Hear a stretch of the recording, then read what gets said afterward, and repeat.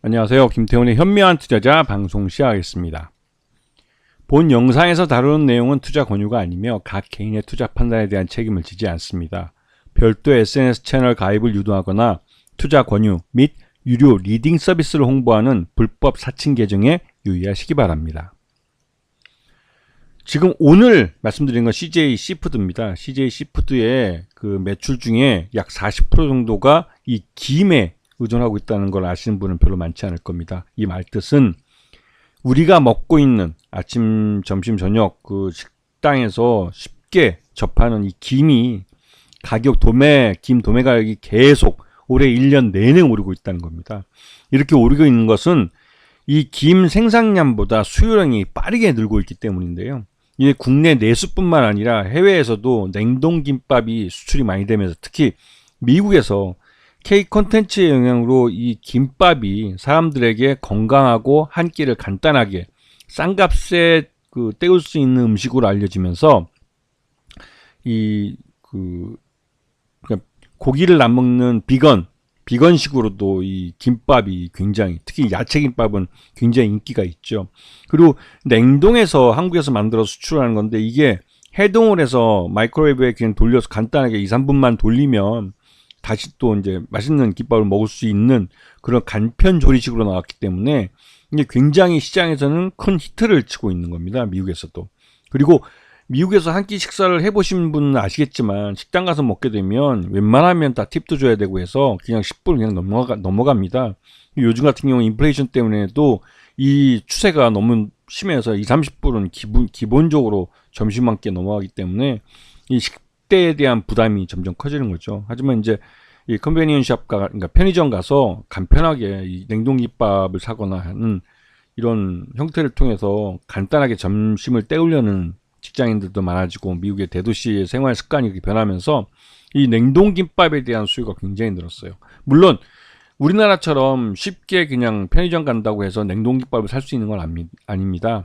미국에서 한국산 냉동김밥은 대형 편의점, 그러니까 할인마트나 우리가 대형마트라고 부르는 곳에 그 해외에서 수입품 코너에 있는 식품입니다. 그러다 보니 운이 좋아야 살 수 있는, 왜냐면 이게 수입 물량이 제한되어 있기 때문에 그렇죠.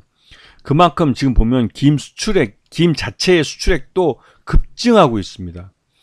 이게 처음에는 그냥 해외 교포들이 먹고 싶을 때 사다 먹는 그 한인마트에 가야 볼 수 있는 식품이었지만 이제는 미국인들도 이 해조류가 건강한 식품이라는 걸 알고 또 가성비도 좋다는 걸 또 깨달아서 이 김에 대한 수요가 외국인들도 굉장히 많이 늘고 있죠. 특히 일본 사람들이 김을 놀이라고 부르는데 이 김을 미국 사람들은 맥주를 마실 때 안주로 많이 먹습니다. 특히 우리나라 김인 조미김은 이미 김에 소금이나 이런 걸 통해서 조미가 되어 있기 때문에 안주로서 충분히 어필할 수 있는 그런 훌륭한 음식으로 평가를 받고 있죠.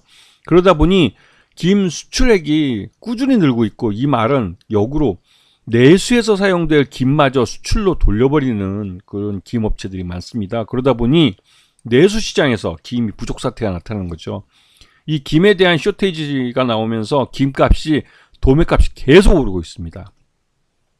김이 어디로 수출되나 보면 미국이 가장 많은데 특히 냉동김밥의 인기로 직접 김을 통해서 김밥을 만들어 먹으려는 사람들이 늘었고 이러한 유튜브나 이런 동영상을 통해서 김밥을 만드는 방법이 알려지면서 미국 가정에서 직접 시도해보는 그런 가정들이 많이 늘어나면서 김에 대한 수요가 늘고 있습니다. 그리고 일본과 중국 같은 경우는 일본이 후쿠시마 방사능 오염수를 바다에 풀어버리면서 일본 어가도 그렇고 중국의 어가도 김 양식을 포기하는 데가 많습니다. 그래서 절대적으로 김 생산량이 줄었죠. 하지만 우리나라는 꾸준히 김 양식을 해왔기 때문에 이 남해와 서해에서 해왔던 이런 김 양식이 대규모로 해외 수출로 풀리고 있는 겁니다. 그리고 지금 현재 이제 CJ 시푸드 같은 경우는 전체 매출에서 김이 차지하는 매출 비중이 40%까지 늘었어요. 이게 하반기로 가면 더 늘어날 겁니다. 왜냐하면 김 도매 가격이 계속 오르고 있습니다. 김 도매 가격이 오른다는 뜻은 김을 많이 팔면 팔수록 매출이 늘어난다는 것이고, 매출이 늘어난다는 것은 그만큼 마진이 늘어난다는 의미죠. 지금 이 CJ 시푸드의 주력인 어묵과 김을 봤을 때 가격 변화를 보시게 되면, 어묵의 가격 변화는 인플레이션을 반영한 정도에 그치지만, 김은 뭐 가히 뭐 점프업을 한다고 해도 과언이 아닐 정도로 지금 가격이 급등하고 있습니다. 그만큼 수요가 많이 늘고 있기 때문에 이 내수에서 필요한 이 김마저도 해외 수출로 돌려버리는 경우가 많죠. 물론 이거는 그 김을 생산하는 공장들이 수익성이 그쪽이 더 좋기 때문에 수출하는 것이기 때문에 이를 나쁘다만 할 수도 없는 그런 실정입니다.